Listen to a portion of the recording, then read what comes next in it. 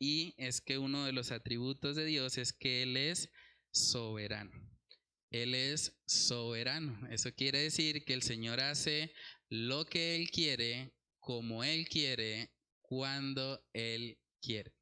Y absolutamente nadie puede decirle qué haces. Eso es lo que vamos a estar viendo en Daniel capítulo 4, versículos del 34 al 35.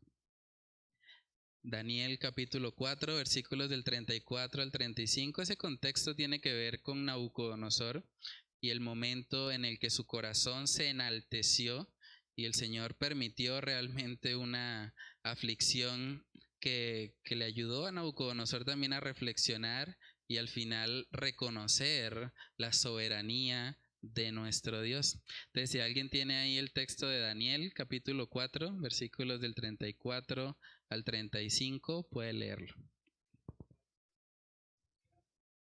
Amén. Vamos a orar para pedir la dirección del Señor en este tiempo. Padre, queremos pedir de tu gracia y de tu favor, Señor. Ayúdanos a comprender al menos un poco, Señor, de lo que es ese atributo que tú nos has revelado en tu palabra, que tú eres un Dios soberano, que tú no dependes de los hombres, que tú actúas, Señor, en total independencia de cualquier otro ser.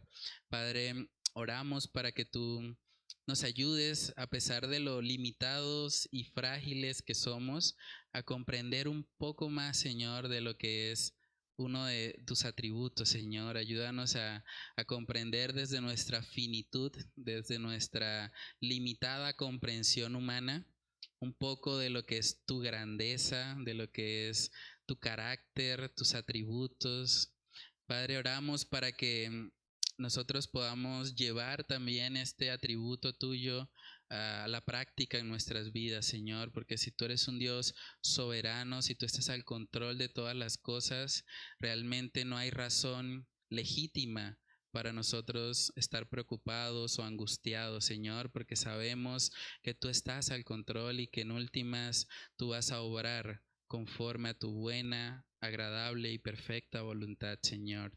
Padre, oramos para que solo tú seas exaltado por medio de este estudio bíblico. Te lo pedimos, Señor, en el nombre de Cristo Jesús. Amén y amén. Bueno, hermanos, entonces para introducirnos a la temática, coloqué ahí algunas preguntas de reflexión. Podemos compartir ahí lo que pensamos. ¿Por qué creen ustedes que hay muchas personas que creen, por lo menos en lo que manifiestan, que pueden declarar o decretar lo que va a suceder en el futuro?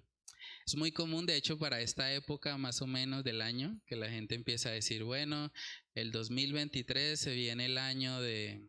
Casi siempre son cosas buenas, el año de la cosecha, el año de la prosperidad, el año sí, es el año de todo bueno. Pero curiosamente, en el 2019 nadie dijo, viene el año de la pandemia, viene el año del coronavirus. Ahí como que se escacharon un poquito, ¿no? Pero ¿por qué pasa eso? Porque hay personas que creen que pueden declarar o decretar lo que va a ser el futuro. ¿Cuál será la razón por la que actúan de pronto de esa manera? Sí, hay mucha soberbia ahí detrás. Porque en últimas, cuando alguien declara o decreta lo que va a ser el futuro, se está colocando en el lugar de Dios. ¿Quién es el único que es soberano? Dios, no el hombre. Entonces, cuando las personas dicen, se viene el año de la cosecha, se viene el año del ensanchamiento, y bueno, todo lo que vemos hoy en día realmente están de alguna manera sacando a Dios y colocándose ellos mismos en el lugar de Dios. O sea, realmente eso demuestra hasta cierto punto que estas personas no conocen realmente al Dios soberano. Esas personas creen que Dios es un sirviente que tiene que cumplir todo lo que ellos declaren o decreten. En últimas es una visión distorsionada de Dios y no es el Dios de la Biblia. Acabamos de leer Daniel capítulo 4:35, dice que todos los habitantes de la tierra son como nada. O sea, Él hace como quiere. Realmente Dios no depende del ser humano en nada. Él es autosuficiente, Él es todopoderoso y Él no necesita de alguna manera la intervención del ser humano.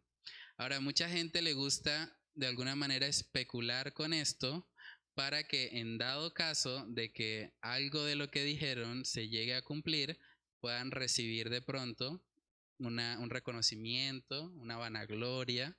De hecho, hace poquito que ocurrió lo del Mundial de Argentina, se volvió otra vez viral una profecía, entre comillas, que había dicho un falso maestro, Guillermo Maldonado. Él dijo, no, pues la Copa del Mundo viene para Argentina, pero lo dijo en el 2016. Y hubo un Mundial en el 2018 donde no llegó a Argentina, perdieron. Y entonces, ahora como pasó, entonces él republica el video y dice, bueno, ahí está el cumplimiento de la palabra de Dios. Bastante conveniente.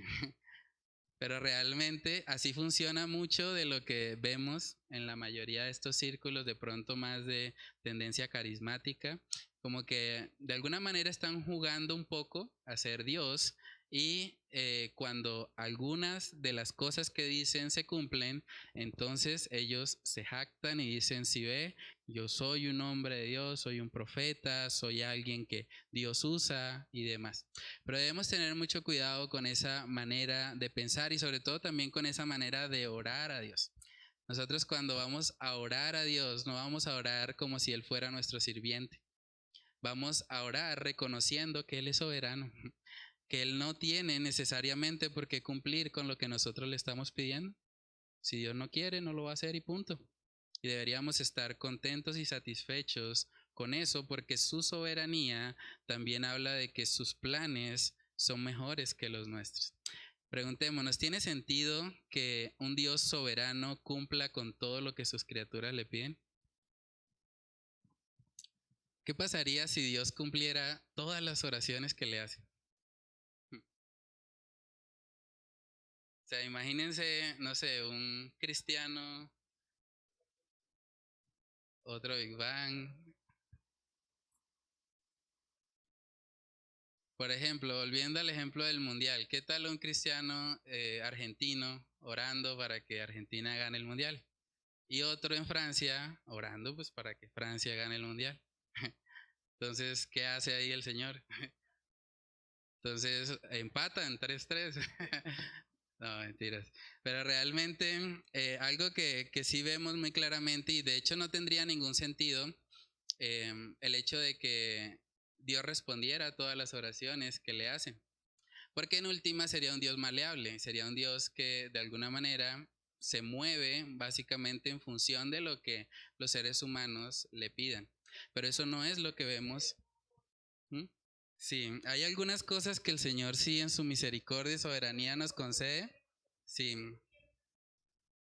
sí, pero siempre si lo que pedimos está alineado a su voluntad, porque por ejemplo hay sicarios que oran para que Dios les ayude a matar a la persona que van a hacer el trabajo de ellos, entre comillas.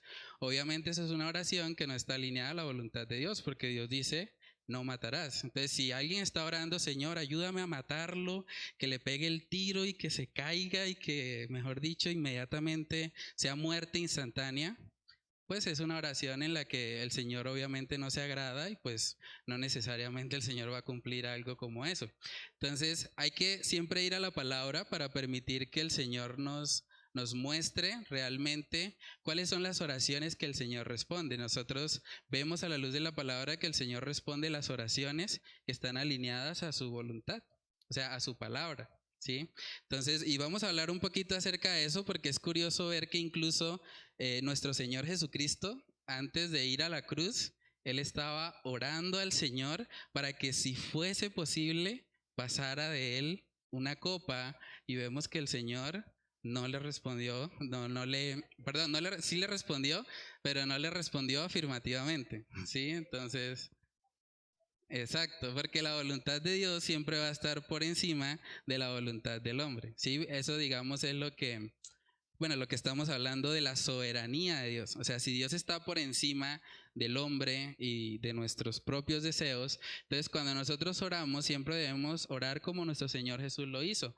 Señor, si es tu voluntad. ¿sí? No le podemos imponer al Señor que haga lo que queremos, sino que debemos reconocer que Él es soberano, que Él sabe más que nosotros, Él es mucho más sabio, mucho más poderoso, y en últimas lo que el Señor decida es mucho mejor que lo que nosotros tal vez hubiésemos podido planear. Pero vamos a mirar. Sí, en ocasiones el Señor responde sí, en otras ocasiones el Señor responde espera, o en otras ocasiones definitivamente el Señor dice no. Sí, entonces vamos a ver un ejemplo de eso ahí en el libro de Lucas capítulo 22 para ver un poco de lo que fue la oración de nuestro Señor Jesucristo en el Getsemaní. En Lucas capítulo 22 versículos del 41 al 42. Amén. ¿Saben a qué hace referencia esa copa? Ujú. La copa en el Antiguo Testamento hace referencia a la ira de Dios, o sea, la justicia que Él de alguna manera demanda como un Dios justo, como vimos hace 15 días. Uno de sus atributos es que Él es justo. Y vemos ahí al Señor Jesucristo diciendo, Padre, si quieres pasa de mí esta copa, pero no se haga mi voluntad. Y es impresionante porque muchas de las oraciones que escuchamos hoy en día ni siquiera tienen en cuenta eso. O sea, como que dicen, Señor, cúmpleme lo que yo quiero y yo declaro que se tiene que cumplir y tiene que ser así porque yo lo digo. Pero la palabra dice otra cosa. Nuestro Señor Jesucristo, la segunda persona de la Trinidad encarnada, estaba orando al Padre y dijo, Señor, no se haga mi voluntad, sino la tuya. Es un reconocimiento de la soberanía de Dios. Señor, yo no quisiera sufrir esto, pero si es tu voluntad, estoy dispuesto a sufrirlo. Y hay situaciones donde de pronto puede llegar a pasarnos algo así, donde tal vez tenemos que orar y decir, bueno, Señor, yo no quisiera pasar por esta enfermedad, pero si es tu voluntad, pues estoy dispuesto. Ayúdame a glorificarte aún en medio de mi aflicción. Entonces, es importante cuando nosotros oramos al Señor que nosotros siempre busquemos conocer cuál es la voluntad de Él. Primera de Juan capítulo 5, versículo 14, vamos a ver ahí precisamente cuál es la oración que el Señor responde. Primera de Juan capítulo 5, versículo 14. Si alguien tiene ahí ese pasaje, lo puede leer. De ahí la importancia de conocer a Dios y de conocer su voluntad, para que nuestras oraciones estén alineadas a la palabra de Dios. Obviamente que si alguien está orando, Señor, ayúdame a que yo pueda pasar esta droga que tengo aquí a los Estados Unidos y que me paguen unos buenos dólares. ¿Es conforme a la voluntad de Dios? ¿No? Entonces son oraciones que el Señor obviamente no va a responder. Si alguien dice, Señor, ayúdame a orar para matar a mi vecino que no me lo aguanto. Obviamente el Señor va a decir, no, claro que no. Te voy a enseñar más bien a que aprendas a amar a tu vecino. O sea, el Señor puede glorificarse aún en medio de las situaciones en las que Él nos responde que no.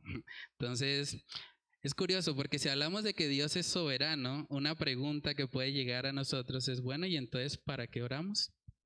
Si al final, eso lo coloqué ahí en la parte de reflexiona, si al final Dios hace todo según su voluntad, entonces, ¿para qué orar? ¿Por qué tenemos un servicio todos los miércoles o por qué imprimimos una guía de oración como esta? Si al final Dios es soberano y bueno, Dios no está obligado a cumplir con lo que ponemos ahí. ¿Por qué oramos? O sea, ¿cuál es nuestra motivación para orar? Sí. No, y yo creo que también un error que se comete en muchas iglesias o incluso en nuestras vidas personales es ver la oración como una lista del supermercado, por así decirlo. Una lista de peticiones que yo hago para que el Señor me cumpla y ya. Pero realmente la oración es eso, es dependencia, es comunión con el Señor. O sea, la Biblia dice que Jesús se levantaba muy temprano en la mañana a orar. O sea, él dependía, era uno con su Padre. O sea, qué nivel de comunión tan grande, ¿no? Entonces, de la misma manera, nosotros cuando oramos al Señor, no solamente vamos a pedirle cosas, vamos a tener comunión con Él. a humillarnos, a confesar nuestros pecados, a buscar realmente de su gracia y de su favor. Es interesante porque cuando uno va también al Padre Nuestro, la oración modelo que Jesús enseñó, no todo gira en torno a peticiones materiales. De hecho, la única petición material es el pan nuestro de cada día, dánoslo hoy. Pero de resto es Padre nuestro que estás en los cielos, exaltado sea tu nombre, ayúdanos a perdonar así como, ¿cómo es? Perdonamos nuestras ofensas, así como, perdónanos nuestras ofensas, así como nosotros perdonamos a los que nos ofenden. O sea, realmente no gira todo en torno a peticiones para nosotros mismos. El centro de la oración del Padre Nuestro es la gloria de Dios. O sea, Padre nuestro que estás en los cielos, exaltado sea tu nombre. Y es parte de lo que conocer a un Dios soberano también nos ayuda. Nos ayuda para que nosotros no creamos que somos hasta cierto punto el centro del universo, sino que reconozcamos que el centro del universo es Dios y que cuando pedimos algo debemos pedirlo también para la gloria de Dios. Se trata de Él y no de nosotros. Entonces, coloqué ahí también en el estudio que la soberanía de Dios no debe desalentarnos en nuestras vidas de oración. Más bien, al conocer que Dios es soberano, más debemos orar para así alinearnos a su buena y soberana voluntad. Es muy común escuchar que la gente dice la oración tiene poder. Bueno, eso hay que aclararlo un poco. O sea, la oración a Dios, que es soberano, tiene poder. Pero la oración en sí misma, no necesariamente. O sea, para poder hablar de que la oración tiene poder es porque el Dios al que yo estoy orando tiene poder. Y reconozco que Él mismo, el Dios soberano, ha establecido en la palabra que oremos. O sea, aparte de su soberanía, es decirle a su creación y a sus hijos que oren. Entonces, cuando yo veo eso, yo digo, claro que debo orar. O sea, la soberanía de Dios de ninguna manera debería delimitar o desalentarnos en nuestras vidas de oración. Por el contrario, debería motivarnos a orar más, porque el Dios soberano así lo ha establecido. Miremos Lucas capítulo 18 para ver precisamente un ejemplo en el que nuestro Señor Jesús habla acerca de la importancia que tiene la oración en nuestras vidas. Lucas capítulo 18, versículos del 1 al 8. Si alguien tiene ahí ese pasaje, lo puede leer. Amén. Esa es una parábola de verdad muy interesante. En el versículo 1 dice que Jesús les refirió esa parábola para hablarles sobre la necesidad de orar siempre y no desmayar. La oración para un cristiano es una necesidad, no es una opción. Es necesario para nuestras vidas espirituales. Y vemos ahí que se compara un poco con lo que sería un juez injusto. Un juez injusto, si tiene a alguien que está ahí, dele, que dele, que dele, que dele, llega un punto en el que, como para quitármelo de encima, le va a conceder lo que está pidiendo. Ahora, si un juez injusto hace eso, ¿cuánto más para aquellos que están clamando al Dios todopoderoso y soberano día y noche? Obviamente el Señor puede hacer justicia, ¿cierto? A los que están clamando a Él. Entonces, eso es una parábola o es un ejemplo que nos muestra la importancia de la oración en nuestras vidas. Ahora, cuando oramos a Dios, no oramos para doblarle el brazo a Él, ni para que Él cumpla necesariamente con todo lo que nosotros queremos, pero sí oramos para que Él nos ayude, para que Él nos fortalezca aún en medio de la prueba que estamos enfrentando. En el libro de Santiago, que es el libro que estamos estudiando los domingos, también vemos que una de las razones por las que a veces no tenemos ciertas cosas es porque no pedimos. Y a veces cuando pedimos, pedimos mal y entonces el Señor no concede esa petición. Miremos Santiago capítulo 4, versículos del 2 al 3. Amén. Ahí vemos un ejemplo de otro tipo de oración que pues el Señor no va a conceder. Si alguien está pidiendo para sí mismo, para gastar en sus deleites, pues el texto dice, no, Por más de que pidan, no van a recibir. Pero hay ciertas cosas que sí son legítimas y que tal vez no las tenemos porque no las hemos pedido. Y es ahí donde también vemos la importancia precisamente de orar. O sea, cuando uno ve cosas como estas, uno dice, bueno, pero la Biblia dice que el Señor desea realmente que todos procedan al arrepentimiento. Tal vez hay familiares en nuestra vida que no hemos orado lo suficiente por ellos y tal vez no hemos recibido, digamos, la respuesta a esa oración porque no hemos pedido realmente lo suficiente para que el Señor obre en esa situación. Entonces, cuando nosotros vemos eso, vemos que hay un equilibrio en toda la palabra, o sea, nosotros reconocemos la soberanía de Dios. Nosotros no podemos salvar a nadie tampoco por medio de nuestras oraciones, pero sí podemos clamar al Señor que puede hacerlo, porque Dios es el único que tiene el poder de transformar los corazones de piedra en corazones de carne. Entonces, a la luz de la palabra, ver a un Dios soberano debe motivar nuestras vidas de oración y al mismo tiempo debe ayudarnos a descansar en el hecho de que aun si mi petición no se cumple, yo puedo descansar en que el Dios soberano tiene el control de esa situación y que tal vez lo que yo quería que Él hiciera no era lo mejor, porque Él no solamente es soberano, dice la palabra que Él es bueno.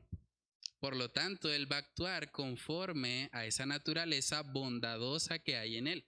El problema es que nosotros vemos a veces solo una parte de la historia, por así decirlo.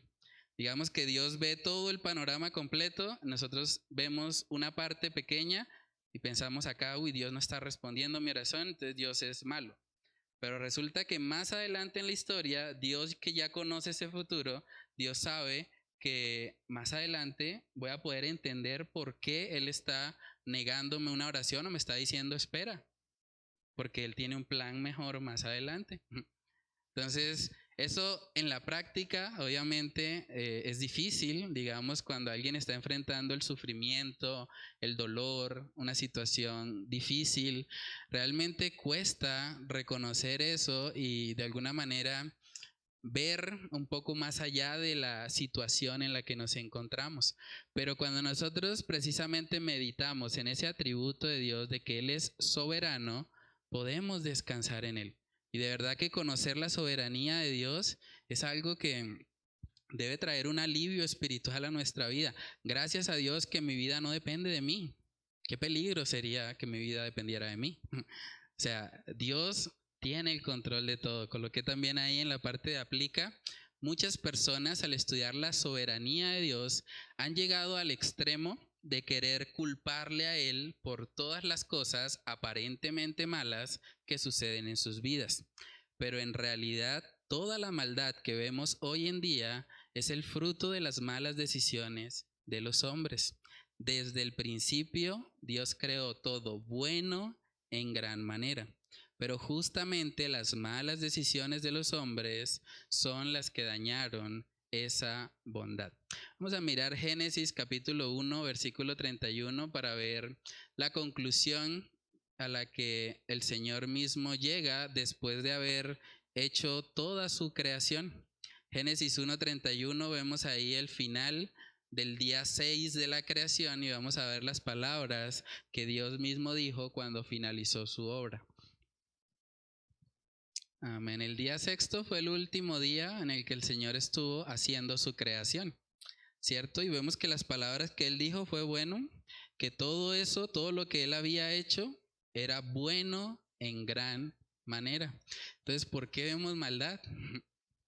¿Por qué vemos tantas cosas que pues realmente no están precisamente alineadas a la bondad del Señor? ¿De quién es la culpa? ¿De Dios? Es la culpa del hombre, ¿cierto? El pecado entró en el mundo. Dios establece las condiciones.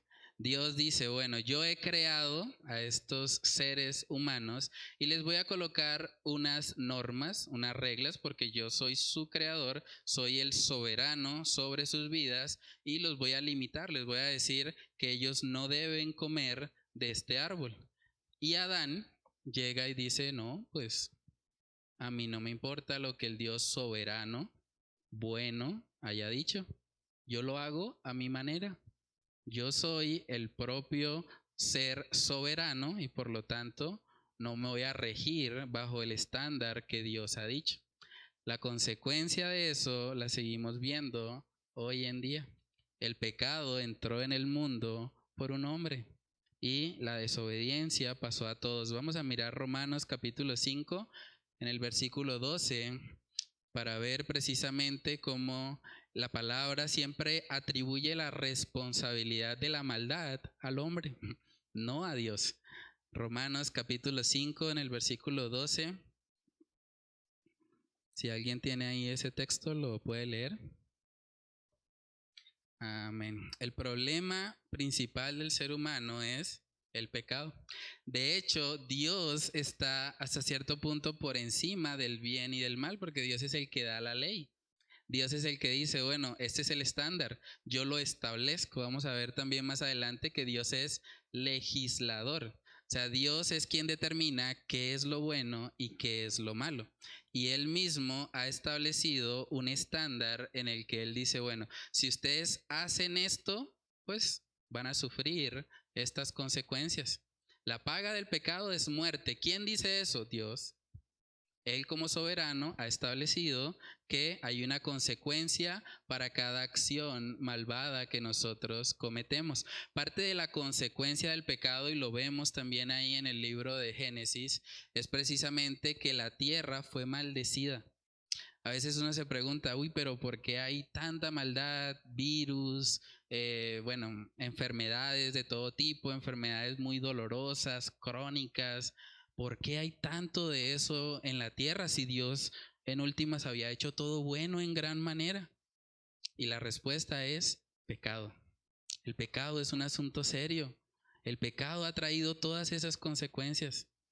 A veces hay hermanos que me preguntan, pero yo tenía una mascota y yo la quería mucho, ¿y por qué pasó un carro y se la llevó? Y es doloroso, claro, pero la muerte es algo que entró en el mundo por el pecado. O sea, cuando alguien pierde incluso una mascota o cuando pierde un familiar, un ser querido, la muerte es un recordatorio de las consecuencias del pecado. O sea, la muerte es algo horrible, pero que al mismo tiempo nos apunta a que nosotros necesitamos a un Dios que nos salve. Necesitamos a alguien que nos rescate, porque todos hemos pecado, dice la Biblia. Y la paga del pecado es muerte. En últimas, es lo que merecemos. Dios no está actuando de forma injusta. Antes, el hecho de que estemos hoy acá es una muestra de la misericordia y la gracia de Dios. No nos ha dado conforme a lo que merecemos. Entonces, cuando nosotros meditamos en todo eso, realmente tenemos que reconocer que no podemos hacer a Dios el culpable de la maldad. Dios simplemente ha establecido las condiciones y el ser humano en su rebeldía y en su pecado ha desobedecido y las consecuencias han llegado. Entonces coloqué ahí también en la parte de razona, y esto es parte como de la aplicación del hecho de que Dios es soberano. Si Dios es soberano y bueno, entonces eso quiere decir que aún las situaciones difíciles en las que no entiendo por qué Dios permite que el dolor o sufrimiento lleguen a mi vida, hacen parte de un proceso en el que al final la gloria de Dios brillará. Es motivo de gozo saber que el sufrimiento tiene un propósito. Si es un cristiano, su santificación. Si es un no creyente, su salvación. O sea, el sufrimiento tiene propósito si creemos que hay un Dios soberano que controla todas las cosas y que permite a veces el dolor o el sufrimiento por un propósito bueno que tal vez no podemos entender en el momento, pero que el Señor sí conoce y que por lo tanto podemos descansar en Él. Entonces, es muy importante este atributo de la soberanía de Dios porque nos ayuda hasta cierto punto a sufrir correctamente. Yo les soy sincero, todos aquí van a sufrir, yo voy a sufrir. Jesús lo prometió, en el mundo tendréis aflicción. Puede ser que no estemos todos sufriendo al mismo nivel, pero de una u otra manera hay sufrimiento y probablemente va a haber más. Es probable los más jóvenes que tengan que enterrar a sus padres. Y eso es difícil. Es probable que de pronto, no sé, alguien sufra un accidente, que alguien tenga que lidiar con una enfermedad dolorosa. Eso puede pasar. La Biblia nunca promete que como cristianos vamos a estar totalmente exentos del sufrimiento. De hecho, la Biblia describe que la creación está como con dolores de parto. O sea, y los dolores de parto duelen. Pregúntenle a las mamás. Eso es doloroso. Entonces vivimos en un mundo caído donde muy probablemente todos vamos a sufrir. La pregunta es, ¿a dónde vamos a buscar refugio en medio de ese sufrimiento? ¿A dónde vamos a ir cuando ese sufrimiento llegue? ¿En dónde vamos a encontrar fortaleza, consuelo para seguir adelante? Segunda de Corintios capítulo 1 nos permite ver cómo Dios en su soberanía a veces permite que sus hijos sufran y que sufran bastante. Si uno mira la vida del apóstol Pablo, uno dice, uy, es impresionante. Hay mucha gente que dice, yo quisiera ser como Pablo, pero no conozco mucha gente que diga, yo quiero sufrir como Pablo. Porque lo que él pasó realmente fue difícil. Ser apedreado, náufrago, mejor dicho, que le picara una serpiente, o sea, un montón de cosas que uno dice, es impresionante que ese hombre siga vivo. Duro de matar prácticamente. Pero en 2 de Corintios 1 podemos ver uno de los propósitos que el Señor puede tener cuando permite que el sufrimiento llegue a la vida de un creyente. 2 de Corintios 1, versículos del 3 al 7, si alguien tiene ese pasaje lo puede leer. Amén. Realmente estos creyentes de Corinto pasaron por situaciones muy difíciles. Pero había un propósito detrás. Dios estaba permitiendo que ellos fueran atribulados para que luego pudiesen consolar a otros. Nosotros también como familia tuvimos una pérdida de un bebé y eso fue difícil.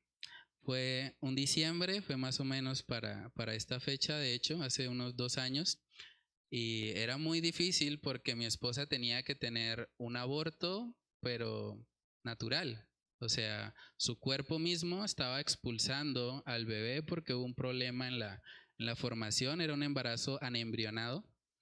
Y mientras, digamos, la familia y, bueno, la gente afuera estaba con pólvora y celebrando y todo eso, mi esposa estaba llorando y la estaba pasando muy mal, con un dolor muy intenso, viendo prácticamente cómo su cuerpo expulsaba realmente la vida que estábamos esperando, y lo habíamos compartido con familiares, con la iglesia incluso, le habíamos dicho ya a los hermanos, estábamos dando gracias a Dios porque era nuestro primer hijo y el Señor se lo llevó. Y fue duro en su momento, y mi esposa realmente, además de los cambios hormonales que eso implica, realmente tratar de encontrar respuestas en un momento así es complejo. Pero lo que nos sostenía era recordar la soberanía de Dios. Tal vez no sabemos por qué Dios lo permitió así, pero descansamos en que sus planes son mejores que los nuestros. No nos gusta lo que estamos viviendo, pero bueno, Dios es soberano y si lo ha permitido, habrá un propósito bueno, santo y glorioso detrás. Su voluntad es buena, agradable y perfecta. No siempre para nosotros, pero para Él es bueno, agradable y perfecto. Entonces, es difícil cuando el sufrimiento llega y tratar de entender, pero luego de más o menos 2 años que ha pasado eso, hemos realmente tenido la oportunidad también de predicar el evangelio a mujeres que han perdido hijos. Y para mi esposa es mucho más fácil conectar con esas mujeres porque ella vivió lo que esas mujeres están viviendo.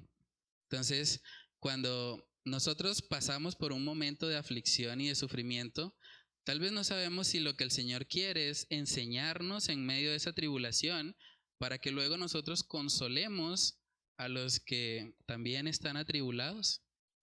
Y en últimas, eso va a traer gloria a Dios y va a apuntar también a lo eterno.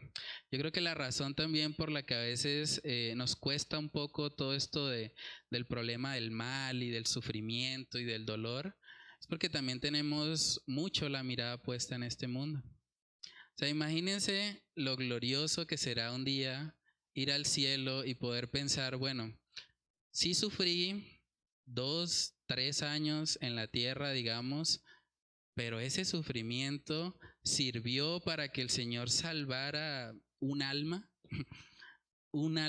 que va a vivir por la eternidad. Y yo sufrí solo 2, 3 años. ¿Vale la pena? Claro que sí. O sea, será un gran gozo estar en el cielo y saber que mi sufrimiento el Señor lo utilizó para que yo luego pudiese ser eficaz al predicarle el evangelio a alguien atribulado. Y cuando miramos las cosas en términos de lo eterno, realmente podemos sufrir hasta cierto punto con gozo. Dice Santiago 1 que debemos tener por sumo gozo cuando nos hallemos en diversas pruebas. Y uno dice, pero ¿de dónde voy a sacar gozo si estoy en una prueba? Bueno, de Dios. Cuando pienso en Él, cuando recuerdo lo que Él ha establecido en su palabra, eso me puede ayudar a enfrentar aún las situaciones más duras con la mirada puesta en Cristo Jesús. En el libro de Apocalipsis, capítulo 21, nosotros podemos ver, y es parte de la soberanía de Dios también, podemos ver cómo termina esta historia, hablando de la historia humana como la conocemos. O sea, nosotros sabemos el final. ¿Cómo así? Sí, porque Dios es soberano, Dios no está limitado por el tiempo y Él ya sabe lo que va a ocurrir. Y Apocalipsis 21 nos permite tener un vistazo de eso. Vamos a leerlo, Apocalipsis 21, versículos del 3 al 4. Amén. Entonces, al final, nosotros vemos que el Señor se va a encargar de restaurar lo que el pecado ha hecho. Dice que ya no habrá muerte, que es la consecuencia del pecado, ni habrá más llanto, ni clamor, ni dolor, porque las primeras cosas pasaron. Imagínense lo glorioso que será estar en este contexto y poder recordar que lo que sufrimos tenía un propósito. A veces uno ve la vida de los misioneros y realmente yo creo que una de las mejores cosas que podemos hacer si tenemos tiempo libre es leer a los misioneros. O sea, es impresionante ver cómo estaban dispuestos a perder su vida. Ese himno que cantamos acá, he decidido seguir a Cristo, era un misionero en India que el hombre le mataron a su familia completa y él seguía cantando. He decidido seguir a Cristo, no vuelvo atrás, no vuelvo atrás. Le cortaron la cabeza a sus hijos, a su esposa y luego a él mismo. Y uno dice, ¿qué hombre, o sea, por qué no mintió de pronto y se salvó y luego huía y se iba a otro lado? Cuando la mirada está puesta en lo eterno, hermanos, realmente, ¿qué importa si sufrimos? ¿Qué importa si nos cortan la cabeza? ¿Qué importa si pasamos cosas horribles? Al final, pues si nos espera la gloria en Cristo, pues no hay razón para dejarnos afectar del sufrimiento que es terrenal y pasajero.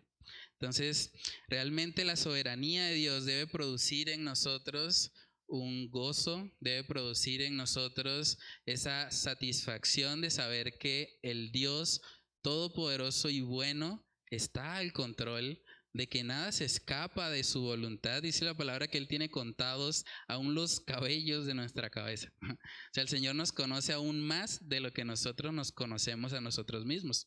Entonces, ese Dios que está al control de todo, Él ha establecido precisamente que va a obrar conforme a su voluntad en los cielos y en la tierra. Y al final, aunque no entendamos, podemos descansar en que sus planes son mejores que los nuestros y por lo tanto no hay razón para estar en desánimo o para estar de alguna manera pensando que lo que vivimos no tiene un propósito o no tiene un sentido más allá de lo que estamos pasando. Entonces coloqué también ahí una frase para meditar, que cuando pasas por una prueba, la soberanía de Dios es la almohada sobre la que puedes recostar. Creo que ahí se fue mal, era recostar tu cabeza. Es una frase del pastor Charles Spurgeon. Entonces, en la parte de atrás, como actividades de profundización, coloqué 2 videos. Uno es de Entendiendo los tiempos, si Dios es bueno, ¿por qué existe el mal? Y el otro es El Dios soberano, es una predicación del pastor Joan Veloz de la IBI. Y bueno, pueden escribir ahí debajo las principales enseñanzas. La siguiente es una historia muy interesante que también les animo a que puedan ver. El video de hecho es corto, es como de 5 minutos. Es un pastor que se llama Bob Sorge y él cuenta que básicamente Dios permitió que él perdiera su voz. Era pastor, era líder de alabanza, no sabía hacer otra cosa y se queda sin voz. O sea, fue un proceso muy duro que él vivió y que meditando precisamente en el libro de Job y meditando en la soberanía de Dios, él pudo reconocer y darse cuenta que aunque no entendía, él podía gozarse.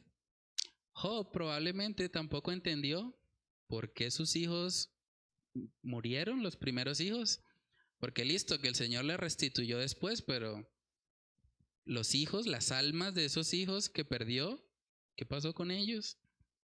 Probablemente Job no entendió eso, pero él pudo descansar en que Dios estaba al control. Y al final Dios no respondió tampoco las preguntas que Job hacía, pero lo llevó a darse cuenta de que Él es soberano, de que Él está al control. De hecho, la forma como el Señor le responde es, bueno, ¿dónde estabas tú cuando yo creé todo esto? ¿Dónde estabas tú cuando le puse límites al mar? ¿Dónde estabas tú cuando formé las montañas? Todo lo que existe. Y es la forma de llevar a Job a salir un poco de su burbuja de pronto de autocompasión en la que se encontraba y que más bien él pusiera la mirada en Dios. Y al final vemos que Job dice, de oídas te había oído, mas ahora mis ojos te ven. Lo que ayudó a Job en medio de su aflicción fue recordar que Dios es soberano y que sus planes están por encima de los de él. También coloqué ahí en la actividad número 3, ya como manera de introspección, ¿en qué áreas de tu vida necesitas crecer en el entendimiento de que Dios es soberano? Una pregunta un poco amplia, pero eso tiene mucha aplicación en nuestra vida.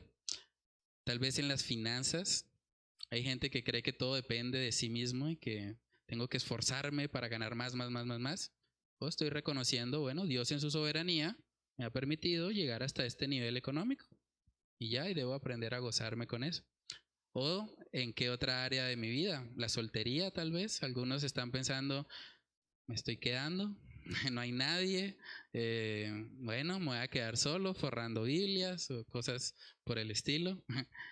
Pero hay que reconocer que Dios es soberano y si Dios no ha permitido a la persona, por algo también será. Entonces, hay muchas aplicaciones. Pensemos para cada uno de nosotros en qué áreas necesitamos crecer en el entendimiento de la soberanía de Dios. Y lo otro que coloqué es cómo te impacta el hecho de saber que Dios es soberano sobre cada situación que vives en tu vida. Piensen en los momentos de sufrimiento que han tenido hasta hoy. Pueden ver al Dios soberano obrando aún en medio de eso que ustedes sufrieron, que fue difícil, que fue doloroso. O sea, el entendimiento de la soberanía de Dios debe llevarnos a poder sufrir correctamente, sufrir con la mirada puesta en el Señor y en las cosas de arriba. Entonces, no sé si quieren comentar algo o alguna pregunta sobre el estudio. Qué diferencia. Pensaba en lo que nos estaba hablando sobre la soberanía de Dios, sobre cuando uno le ora a Dios por diferentes cosas y que a veces uno se desespera o no le pide a Dios lo que debe ser, sí, entra uno como a analizar muchas cosas y eso le lleva cada vez a uno a aprender más sobre el poder de Dios sobre todo y que siempre su voluntad es mejor que la nuestra y es buena y es agradable y es perfecta. Y referente a eso, nosotros, por ejemplo, venimos de una familia que mi familia es conocedora de la palabra de Dios, pero aún así hay algunos que no, unos poquitos. Y mi abuelita, pues era una mujer que siempre fue una mujer de mucha oración por parte de mi mamá. Y de mi papá también es conocedora de oración, pero más por parte de mi mamá. Y era una mujer pues que se levantaba en la madrugada a orar, a clamarle a Dios por sus hijos, por sus nietos y todo. Y pues ahí hago parte de mi mamá, hago parte yo, hacemos parte de toda la familia porque sus oraciones quedaron sembradas. Mi abuelita hoy no está, pero fue una mujer de mucha fe en Dios, de mucha creencia, de mucha oración, de mucho caminar con Dios, aun cuando habían muchas circunstancias que ella quizás no veía muy bien, pero ella seguía orando por sus hijos, que aún a nosotros los nietos muchas veces nos levantábamos de madrugada a orar con ella, porque ella nos invitaba y algunos, bueno, nos daba sueño a veces uno se levantaba a orar. Y ella oraba por todos y muchas veces ella oraba mucho por unos tíos que, por ejemplo, hay un tío que es el mayor y él fue muy reacio siempre a las cosas de Dios, a la palabra de Dios, a sus enseñanzas, a todo. Él decía que, pues sí, que él creía en Dios aparentemente, pero, o sea, uno no lo veía ni en ningún tipo de iglesia, ni buscando de Dios, ni la Biblia, ni nada. Él decía que la Biblia era escrita por hombres, que mire por allá en India, que no sé qué, creían en el Buda y allá mire lo que tenían y que, mejor dicho, un montón de cosas. Y que mi abuelita seguía y seguía perseverando en la oración. Y hoy en día, pues gracias a lo que Dios ha hecho en la vida de nosotros como familia, nosotros nos hemos unido a hacer grupos de oración y de la palabra de Dios. Una vez a la semana nos unimos primos, tíos en la familia y dedicamos ese tiempo para que los que quieran hacer parte de ese grupo hagan parte de ese grupo.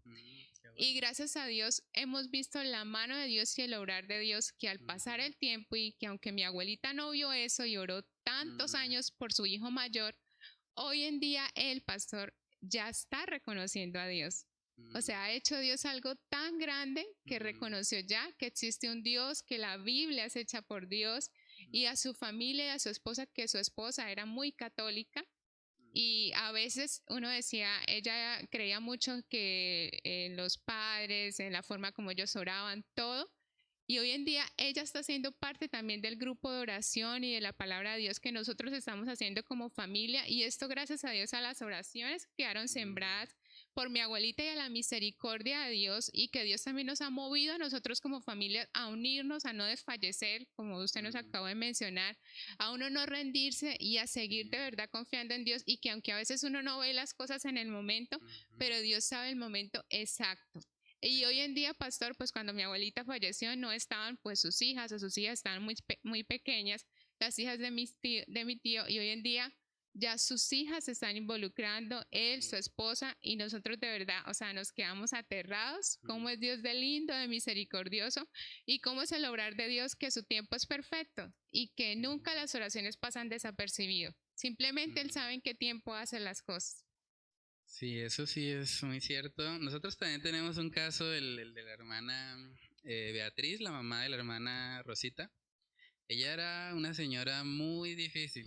O sea, ella era una señora que decía que ella era mariana, que ella nunca iba a pisar una iglesia cristiana, jamás. O sea, para ella eso era blasfemia, era como una traición a su familia y cosas por el estilo. Y ella pertenecía a un grupo mariano, incluso ella era de las que se reunían y hacían sus oraciones, sus rosarios, sus cosas, y le daba mucha rabia porque sus hijos se convirtieron al Señor, por lo menos 2 de ellos, y cuando sus hijos cristianos le hablaban de la palabra o algo, ella inmediatamente rechazaba solo por ser cristianos, ¿sí? Era como que no los quería escuchar ni nada, pero el Señor fue haciendo una obra en ella, y también a través de una aflicción, porque ella pasó por un cáncer y ella estuvo en una situación donde de verdad se dio cuenta que estuvo a nada de irse, y a través de esa situación ella luego reconoció a Cristo como su Salvador, y ella misma, después de haber sido tan mariana, después dice, no, yo reconozco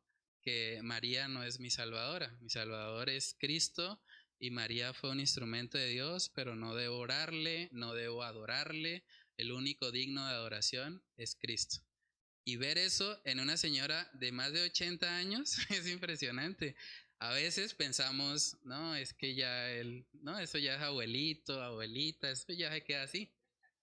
Sí, como que ya en nuestra humanidad pensamos, eso ya no tiene arreglo.